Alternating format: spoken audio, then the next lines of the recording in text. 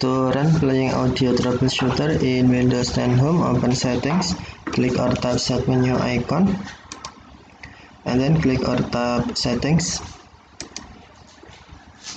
Select Update and Security, and then click or tap Troubleshoot. Select Additional Troubleshooters, and then click or tap Playing Audio. Find and fix problems with playing sound, and then select Run the troubleshooter. Detecting problem.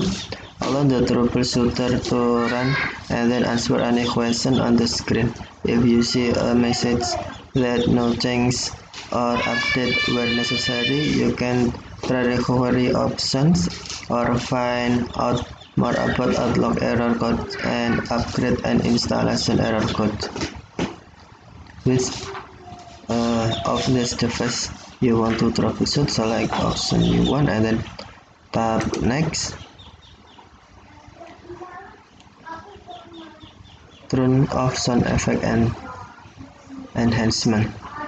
You can select option you want or cancel if you find troubleshooting. Okay, thank you for watching. Have a nice day.